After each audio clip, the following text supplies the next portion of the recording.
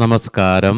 ഏവർക്കും post market റിപ്പോർട്ട്സുകളിലേക്ക് സ്വാഗതം. ഇന്ന് ഏപ്രിൽ 10. അങ്ങനെ കൃത്യം ഒരു മാസങ്ങൾക്ക് ശേഷം മാർച്ച് 10 തീയതിക്ക് ശേഷം വീണ്ടും ഇന്ന് നിഫ്റ്റിക്ക് 24,000 എന്ന സൈക്കോളജിക്കൽ ലെവലിന് മുകളിലായിട്ട് വ്യാപാരം അവസാനിപ്പിച്ച് നിലകൊള്ളുവാനുമായി എന്തെല്ലാം കാരണങ്ങൾ കൊണ്ടാണ് ഇന്നലത്തെ ശക്തമായ നഷ്ടത്തിന് ശേഷം ഇന്ന് ശക്തമായ നേട്ടത്തോടുകൂടി തന്നെ ഇന്ത്യൻ മാർക്കറ്റിന് വ്യാപാരം അവസാനിപ്പിക്കുവാനായതെന്നും വിശദമായി തന്നെ നമുക്ക് ഈ വീഡിയോയിൽ പരിശോധിക്കാം.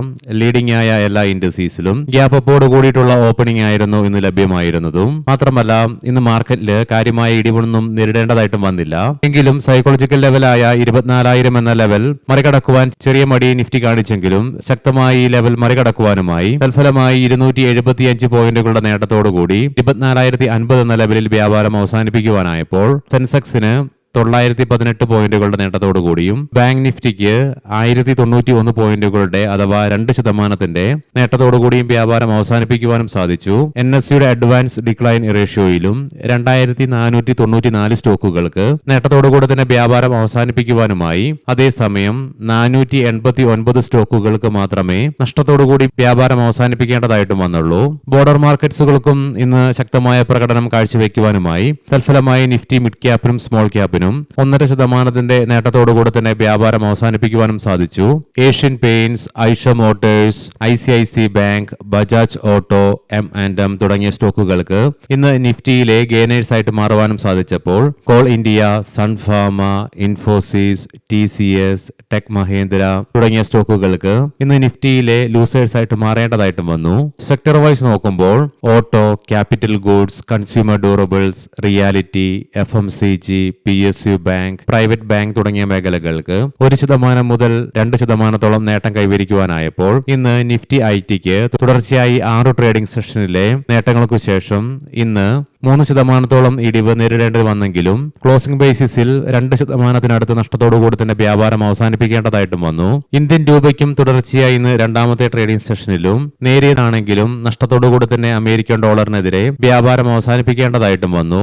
ഇന്നലത്തെ ക്ലോസിംഗ് ലെവലിൽ നിന്നും 7 പൈസയുടെ നഷ്ടം നേരിട്ടുകൊണ്ട് 92.73 എന്ന ലെവലിലായിട്ടാണ് വ്യാപാരം അവസാനിപ്പിക്കുകയും ചെയ്തത്. മുൻപ് നമ്മൾ കണ്ട പോലെ തന്നെ നിഫ്റ്റി ITയിൽ ഇന്ന് ശക്തമായ ഇടിവ് നേരിടേണ്ടതായിട്ട് വന്നു. ഇന്നലെ TCSന്റെ റിസൾട്ട് വന്നതിന് ശേഷം മാത്രമല്ല നിഫ്റ്റി IT ഇൻഡെക്സിലുള്ള 10 സ്റ്റോക്കുകളിൽ ആകെ ഒറാക്കിൾ ഫിൻസേർവിന് 0.5%, വിപ്രോയ്ക്ക് 1% നേട്ടത്തോടുകൂടി വ്യാപാരം അവസാനിപ്പിക്കുവാനായപ്പോൾ ബാക്കി 8 സ്റ്റോക്കുകൾക്കും ശക്തമായ നഷ്ടത്തോടുകൂടി തന്നെ വ്യാപാരം അവസാനിപ്പിക്കേണ്ടതായിട്ടും വന്നു.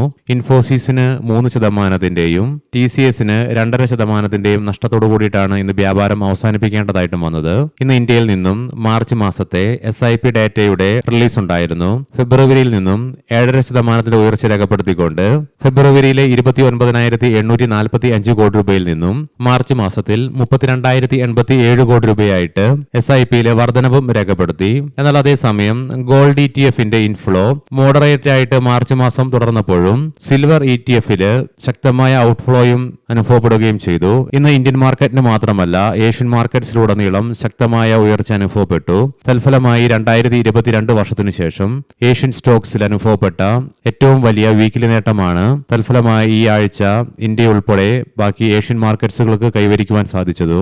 ഏകദേശം 18 മാസമായിട്ട് അതായത് സെപ്റ്റംബർ 2024 മുതൽ ഇന്ത്യൻ വിപണി പ്രക്ഷുബ്ധമായിട്ടൊരു അവസ്ഥയിലൂടെയാണ് കടന്നു പോകുന്നതും വളരെ അട്രാക്റ്റീവായിട്ടുള്ള റിട്ടേൺസ് ഈ അവസരത്തിൽ ഇന്ത്യൻ മാർക്കറ്റിൽ നിന്നും നിക്ഷേപകർക്ക് ലഭിക്കുകയും ചെയ്തില്ല.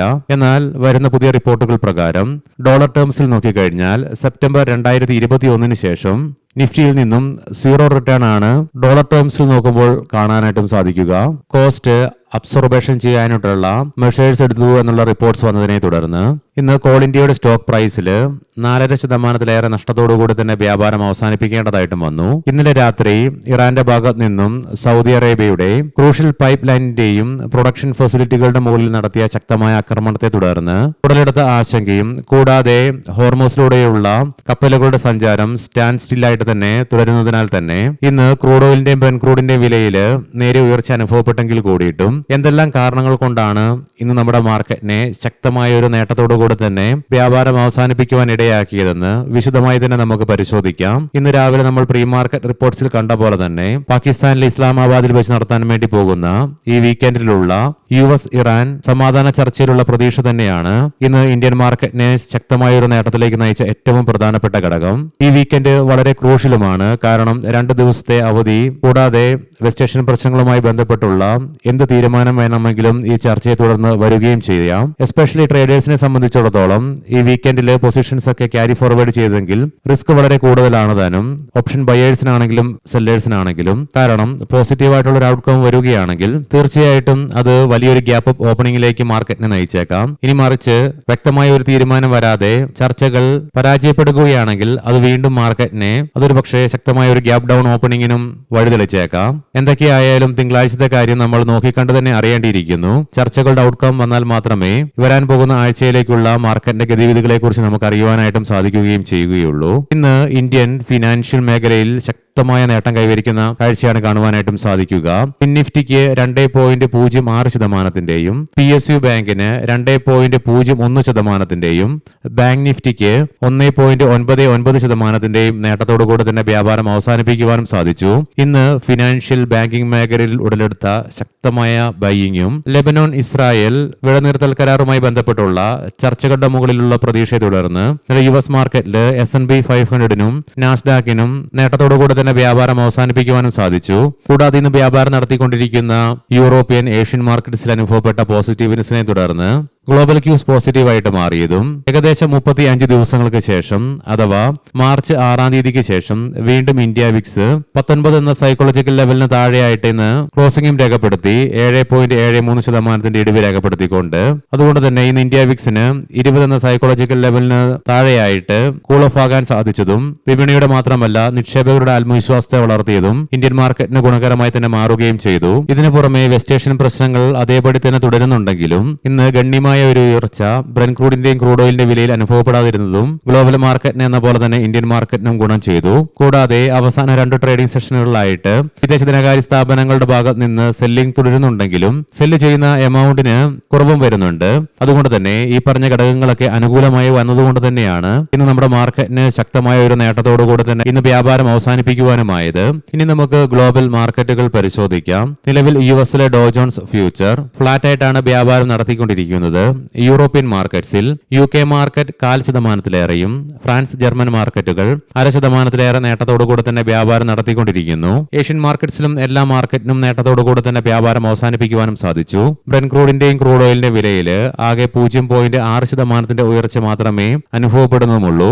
ബ്രെന്റ് ക്രൂഡിന്റെ വില $96.52 പെർ ബാരൽ എന്ന നിലയിലായിട്ടും ക്രൂഡ് ഓയിലിന്റെ വില $98.56 പെർ ബാരൽ എന്ന നിലയിലുമായിട്ടാണ് വ്യാപാരം നടത്തിക്കൊണ്ടിരിക്കുന്നതും. ഗോൾഡിൽ നേരിയ ഇടിവ് അനുഭവപ്പെടുന്നുണ്ട്. ഏകദേശം $8 $4755.07 പെർ ഔൺസ് എന്ന നിലയിലായിട്ടാണ് ഗോൾഡിൽ വ്യാപാരം നടന്നുകൊണ്ടിരിക്കുന്നതും. ഇനി നമുക്ക് ഇന്നത്തെ പ്രധാനപ്പെട്ട സ്റ്റോക്കിംഗ് ന്യൂസുകൾ പരിശോധിക്കാം. മുൻകൂട്ടി ഓർമ്മിപ്പിച്ചുകൊള്ളട്ടെ, ഇത് ഒരു ബൈ ഓർ സെൽ റെക്കമെൻഡേഷൻ അല്ല. കാമധേനു വെഞ്ചേഴ്സ് ലിമിറ്റഡ് കമ്പനിയുടെ പെയിന്റ് സബ്സിഡറിയിൽ 13.01 കോടി രൂപയുടെ നിക്ഷേപത്തിന് ബോർഡ് അംഗീകാരം നൽകി. ഹാത്വേ ഭവാനി കേബിൾ ടെൽ ശ്രീ ഗൂർജീവ് സിംഗ് കപൂറിനെ കമ്പനിയുടെ ചീഫ് എക്സിക്യൂട്ടീവ് ഓഫീസറായിട്ട് നിയമിച്ചു. ആൽഫലോജിക് ഇൻഡസ്ട്രീസ് സ്റ്റോറേജ് റാക്കിംഗ് സിസ്റ്റങ്ങൾക്കായി സെപ്റ്റോയിൽ നിന്ന് 1.18 കോടി രൂപയുടെ ഓർഡർ കമ്പനിക്ക് ലഭിച്ചു.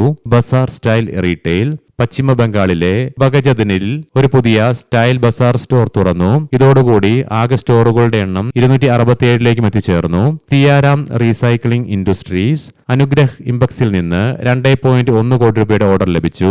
NACDAC ഇൻഫ്രാസ്ട്രക്ചർ ഭാരത് ഇലക്ട്രോണിക്സിൽ നിന്ന് 8.98 കോടി രൂപയുടെ ഓർഡർ ലഭിച്ചു. പവർമെക് പ്രോജക്ട്സ് മുംബൈ മെട്രോയിൽ നിന്ന് മോണോറെയിലുമായി ബന്ധപ്പെട്ടുകൊണ്ട് 296.4 കോടി രൂപയുടെ ഓർഡർ കമ്പനിക്ക് ലഭിച്ചു. പ്രസ്റ്റേജ് എസ്റ്റേറ്റ്സ് പ്രോജക്ട്സ് ABIL ഗ്രൂപ്പുമായി ചേർന്ന് മുംബൈയിൽ പ്രീമിയം റെസിഡൻഷ്യൽ പദ്ധതി കമ്പനി പ്രഖ്യാപിച്ചു. തെർമാക്സ് 1600 കോടി രൂപയുടെ ഓർഡർ കമ്പനിക്ക് ലഭിച്ചു. ഏവർക്കും നല്ലൊരു വീക്കെൻഡ് ആശംസിക്കുന്നു. ഞായറാഴ്ച ഉച്ചതിരിഞ്ഞ് മാർക്കറ്റ് ഔട്ട്ലുക്ക് വീഡിയോയുമായി കണ്ടുമുട്ടാം. നന്ദി, നമസ്കാരം.